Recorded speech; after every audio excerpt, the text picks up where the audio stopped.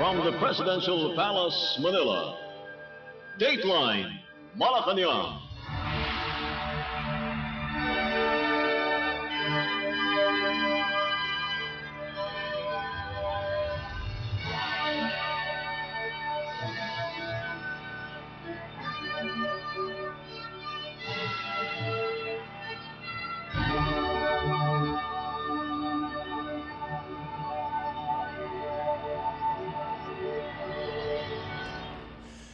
Good day. Radio Pilipinas World Service can also be heard on shortwave broadcast through the shortwave facilities of the United States Agency for Global Media or Voice of America on the following shortwave frequencies: 15.640 MHz, 17.750 MHz, and 21.720 MHz. I'm your host, Leo Magpayo, and this is Dateline Malacañang. Philippine President Ferdinand R. Marcos Jr. is pushing local government units, or LGUs, to speed up their digital transformation, saying it is essential to improving public services, boosting transparency, and cutting opportunities for corruption. Speaking at the oath-taking of the Vice Mayors League of the Philippines in Malacañang, the President said, digital governance will streamline transactions, reduce red tape, and limit discretion that often leads to abuse. President Marcos stressed that if services can be done online, people should no longer have to travel for hours just to secure a permit or document. He added that digital systems help eliminate fixers and make government processes more predictable. The national government is expanding the rollout of the Electronic LGU or ELGU system, now adopted by more than 900 local governments. The platform allows residents to access permits, tax documents, civil registry records, and business clearances online. The chief executive cited improvements in agencies like the Bangko Sentral ng Pilipinas, where most transactions are now digital, saying similar gains can be achieved across all LGUs. He emphasized that digital systems also strengthen safeguards and make it easier to monitor public funds. But President Marcos acknowledged uneven adoption, especially in remote and disadvantaged areas due to funding gaps, limited infrastructure, and lack of technical expertise. To address this, the government is expanding internet connectivity, distributing SIM cards with data to schools and far-flung communities, and providing technical support to LGUs. The President also urged local officials to work with academic institutions and the private sector to build digital skills. The push for digital governance comes alongside broader reforms, including amendments to the Local Government Code, the extension of devolution until 2028, and expanded support through the Local Government Support Fund. President Marcos warned that LGUs that fail to keep up with digitalization risk being left behind. I only bring this up to point out how important the digitalization is.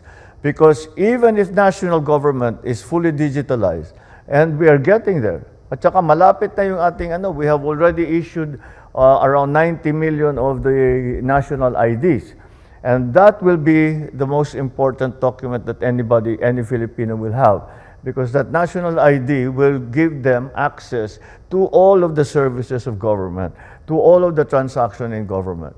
Already, for example, sa BSP, Bangko Sentral, the large majority of their transactions are digital. In many other cases, most of the transactions are already digital. And we have already seen how the efficiency has improved. And that's why local government has to keep up. Now, I understand very well that local government, as I mentioned earlier in my remarks, there is a difficulty with funding for many local governments. And so the national government is willing to help. And that is why we have brought out so many programs. We have issued in turn, it is the national government's responsibility to increase the coverage of internet. As Philippine President Ferdinand R. Marcos Jr. Dateline Malacañang.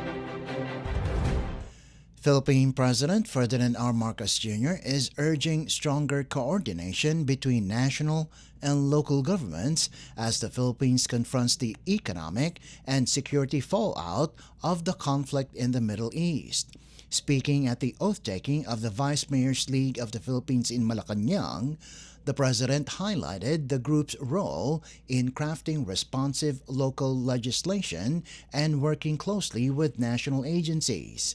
He appealed to local leaders to remain steadfast as the country navigates multiple challenges triggered by tensions in the region.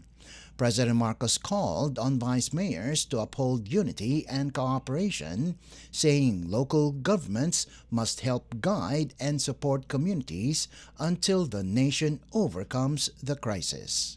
Sana manatili kayong matatag at porsigido sa inyong paglilikod, lalo na ngayong maraming krisis na kinakaharap ng bansa dahil sa gitna sa tensyon na nangyayari sa gitnang silangan. Patuloy nating gabayan at suportahan ang ating mga mamamayan hanggang sa sama-sama natin malampasan ang mga pagsubok na ito. Let us together shape a future marked by accountable governance, by responsive public services, and inclusive opportunities for every Filipino to thrive in dignity and to become his best. The Chief Executive also rallied local government units or LGUs to push for accountable governance, more responsive public services, and broader opportunities for Filipinos. To cushion the impact of the Middle East crisis, the administration has rolled out a series of assistance programs. These include 1.28 billion pesos in aid for transport workers, the suspension of roll-on, roll-off or RoRo terminal fees for vehicles carrying agricultural goods, and 50% fare discounts on Light Rail Transit Line 2 and Metro Rail Transit Line 3.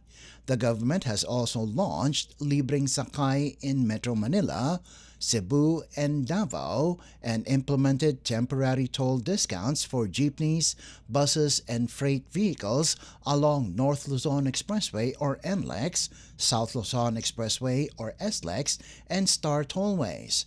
In addition, 2.5 billion pesos in fuel subsidies has been allocated for more than 1.4 million drivers and operators nationwide. Dateline Malacañang. The Philippines is gearing up to build its first locally manufactured hybrid electric vehicles. Mitsubishi Motors Corporation or MMC has announced it will set up a dedicated hybrid electric vehicle or HEV production line at its plant in Santa Rosa, Laguna Province. MMC President and Chief Executive Officer Takao Kato revealed the plan during a meeting with President Ferdinand R. Marcos Jr. and Finance Secretary Frederick Go in Malacañang, a move seen as a strong vote of confidence in the Philippine economy. Finance Secretary Go called it a landmark investment that will redefine the future of our automotive industry, adding that the country could soon become an exporter of hybrid vehicles. The project, to be carried out through Mitsubishi Motors Philippines, is expected to fast-track the localization of advanced vehicle manufacturing and support the country's shift to cleaner, higher value industries. Local HEV production is also projected to cut fuel imports and reduce urban emissions under the Electric Vehicle Industry Development Act. Mitsubishi is studying the possibility of exporting hybrid units from its Laguna facility, positioning the Philippines as a potential hub for next-generation automotive production in the region. President Marcos welcomed the development, saying Mitsubishi's continued investment reflects strong confidence in the economy and will mean more jobs, lower fuel dependence, and more choices for Filipino drivers.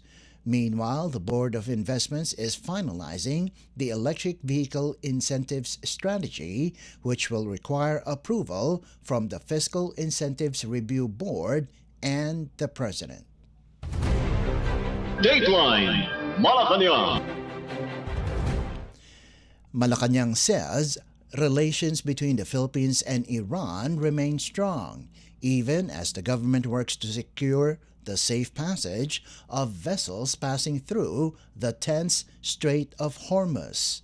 In a press briefing at Malacañang, Presidential Communications Office Undersecretary and Palace Press Officer Claire Castro said, ties between Manila and Tehran remain vibrant following President Ferdinand R. Marcos Jr.'s directive for the Department of Foreign Affairs or DFA to coordinate with Iran on ensuring the safety of Philippine-bound ships. Castro reported that Iranian Foreign Minister Sayed Abbas Araghchi has assured the DFA of safe and peaceful passage for Philippine-flagged vessels carrying energy supplies and Filipino crew. She stressed that this commitment is crucial for protecting Filipinos and maintaining the country's energy security. The palace added that guaranteed access through the strait will help ensure the uninterrupted delivery of oil and fertilizer shipments to the Philippines. Castro said the government remains on top of the situation, with President Marcos personally leading efforts to safeguard the country's fuel supply. The president earlier said the Philippines continues to diversify its petroleum sources, including tapping non-traditional suppliers. Nananatiling masigla ang ugnayan sa pagitan ng Pilipinas at ng Iran. Ito ang binigyan diin ng administrasyon ni Pangulong Ferdinand R. Marcos Jr. sa gitna na nagpapatuloy na kaguluhan sa Middle East. Ayon sa Department of Foreign Affairs, sa pangunguna ni Secretary Tez Lazaro, tiniyak ni Iranian Foreign Minister His Excellency Sayed Abbas Araghchi ang ligtas at mapayapang pagdaan ng Philippine-flagged vessels, energy sources at lahat ng mga Pinoy sa Strait of Hormuz. Malaking bagay ito para sa Pilipinas dahil masisiguro nito ang kaligtasan ng mga Pinoy na dadaan sa lagusan at mapapanatili rin nito ang kasiguruhan sa supply ng enerhiya sa bansa. Matitiyak din ito ang tuloy-tuloy na delivery ng langis at fertilizer supplies sa Pilipinas. Sa gitna ng kaguluhan, nananatili pa ring on top of the situation ang pamahalaan upang masiguro ang kapakanan ng taumbayan. Makakaasa po ang bawat isa na ang Pangulo ay mangunguna sa lahat ng mga hakbang upang mapanatili ang supply ng langis sa bansa. Castro assured the public that talks with Iran will not affect the Philippines' long-standing alliance with the United States. She said Washington understands Manila's efforts to secure energy routes amid tensions in the Middle East. Castro stressed that the government sees no conflict between maintaining strong ties with the U.S. and engaging Tehran on maritime safety. The Philippines is among the countries hit by the oil price surge triggered by instability in the Middle East, including disruptions in the Strait of Hormuz. President Marcos Jr. has already declared a national energy emergency, with the government rolling out measures to stabilize supply and cushion the impact of rising fuel costs. Nakausap po natin mismo si Secretary Tez at ang sinabi po ni Secretary Tez Lazaro ng DFA, wala po tayo nakikitang anong magiging issue sa ating kaibigan na bansa na US dahil alam naman po nila ang sitwasyon ngayon at hinahalin tulad po ito sa pag-angkat po natin ng oil mula sa Russia. Palace Press Officer Attorney Claire Castro. Dateline Malacañang. Malacañang is dismissing rumors about President Ferdinand R. Marcos Jr.'s health, assuring the public that the chief executive remains in good condition and continues to perform his duties. Palace Press Officer Claire Castro made the clarification after the president skipped an event for returning overseas Filipino workers or OFWs, prompting speculation online. Castro said the president is well and was scheduled to attend other official engagements later in the day, including an oath-taking ceremony for vice mayors. She urged the public to rely on verified information and not on unsubstantiated claims circulating on social media, stressing that mainstream news remains the more reliable source. Castro warned that fake news continues to spread online and reminded the public to be discerning when consuming information. Tayo naman po ay mainstream media. Siguro mas mangingibabaw dapat ang mainstream media kaysa sa mga SOCMED na walang basihan. So wag po tayo masyado maniwala, ang dami-dami pong fake news. Pati po ako ay binibiktima ng fake news. Maayos po siya. Mamaya po, maaari niyo po siguro malaman at baka kayo ay maimbitahan sa oath-taking mamaya po. That was Palace Press Officer Attorney Claire Castro. Dateline Malacañang. Philippine President Ferdinand R. Marcos Jr. will meet with the Development Budget Coordination Committee or DBCC on Tuesday to review recommendations on whether to suspend or reduce excise taxes on petroleum products, as Malacañang weighs options to ease the impact of soaring global oil prices.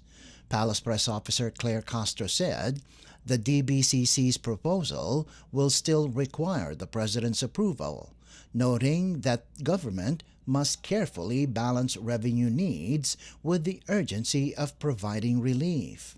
Castro reminded the public that taxes remain the lifeblood of government, underscoring the need for a calibrated approach.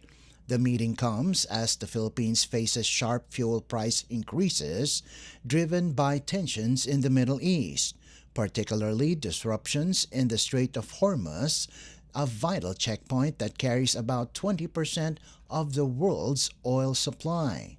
On March 25, President Marcos signed Republic Act or RA 12316, giving him authority to suspend or cut excise taxes once Dubai crude exceeds $80 per barrel. The DBCC's recommendations are expected to outline fiscal scenarios and trade-offs as the administration works to cushion consumers and transport groups from the oil shock. The proposed tax adjustments form part of the government's broader energy emergency response, which includes fuel subsidies, transport support, and efforts to diversify petroleum sources. Dateline Malacañang. In other news, the Department of the Interior and Local Government, or DILG, is ordering stricter enforcement of local ordinances against street drinking, shirtless roaming, and late-night videoke sessions as part of its Safe City initiative, which will initially roll out across Metro Manila. DILG Secretary John Vic Rimulya said, police have been directed to ensure compliance with rules banning drinking in public places and limiting videoke use beyond 10 in the evening, noting that street drinking often leads to fights and harassment. He said residents can call 911 to report violations, with police expected to respond and enforce local regulations. Authorities will also go after individuals roaming shirtless in public, urging the public to at least wear a sando to avoid penalties. The DILG will likewise tighten enforcement of curfew hours for minors, reminding out-of-school and jobless youth that they are prohibited from staying on the streets after 10 in the evening. To support the campaign, the Philippine National Police or PNP will deploy additional personnel and set up assistance desks in schools and transport hubs. PNP Director for Operations, Brigadier General Ponce Rogelio Peñones said, the Safe City concept focuses on sustained, measurable action to strengthen community safety. Meron tayong Anti-Public Intoxication Act. Bawal na ang mag-inom sa kalye. Bawal na ang maglatag ng mga silya at ng mga lamesa sa mga kalye at mag-inuman. Doon na nagagaling, number 1, ang away, number 2, ang sexual harassment. Bawal na. Kaya sabihan ko ang lahat, pasensyahan tayo. Pag kayo mag-inuman sa kalye, uhulihin namin kayo. Pag nasa loob kayo ng lansangan, walang problema. Pag nasa loob kayo ng mga pader nyo, nasa loob ng mga bahay.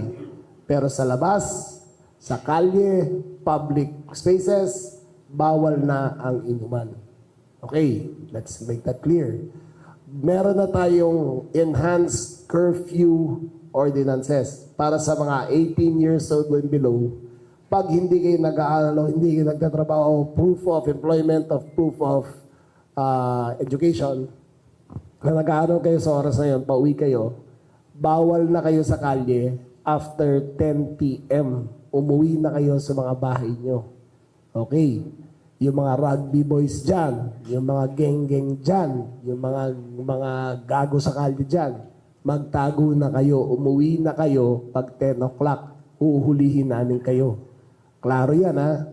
Sinasabi ko na dito ngayon, yung mga geng-geng, rugby, mga ungas na nagtatambay ng mga bata dyan, after 10 p.m., umuwi na kayo sa bahay nyo. Pangatlo, bawal na ang walang t-shirt na lalaki, alam mo babae, di ba? Pero walang t-shirt na lalaki na palakad-lakad sa kalye. Bawal na. It is an act of civility na magbihis naman kayo habang nasa kalye kayo. Pag kayo ay walang suot na t-shirt at taubad na palakad-lakad, kahit gaano kainit, magsanduman lang kayo. Okay? Bawal na po yan. Pang-apat, bawal na po ang videoke lagpas ng alas 10. Alam ko lahat ng Pilipino mahilig kumanta. Maraming magaling kumanta. Masarap kumanta basta lalo na barkada. Pero, maawa naman kayo sa kapwa nyo at hayaan nyo nang matulog. Pag alas 10, nagbibidyoke pa kayo, o kapitbahay nyo, nagbibidyoke, tumawag pa po kayo sa 911 at pupuntahan po ng pulisyan at papatigilin. Was Department of the Interior and Local Government Secretary John Vic Remulla. Dateline Malacañang. And finally, the Department of Energy, or DOE, is debunking circulating online posts and videos claiming there will be an energy lockdown, some even bearing the agency's logo. According to the DOE, these are fake, and no such announcement has been issued by the government. The agency also warned the public about artificial intelligence or AI-generated videos spreading false information and causing unnecessary alarm. The DOE said these are part of the growing wave of misinformation that must be carefully verified before being shared. The department assured the public that the country's energy operations remain normal and that continuous monitoring and coordination with industry players are underway to ensure stable and sufficient power supply nationwide. Officials added that contingency measures are in place to address any potential disruptions should they arise. The DOE urged the public to rely only on official advisories and avoid believing posts that lack credible sources or confirmation. Dateline Malacañang. Before we conclude our program, Radyo Pilipinas World Service of the Presidential Broadcast Service can be heard over the following shortwave frequencies: 15.640 MHz, 17.750 MHz, and 21.720 MHz. Radyo Pilipinas World Service is also live on audio streaming. Just download Evox PBS Receiver on your Google Play Store or the App Store from your Apple phone. You can also visit our Facebook page and YouTube channel.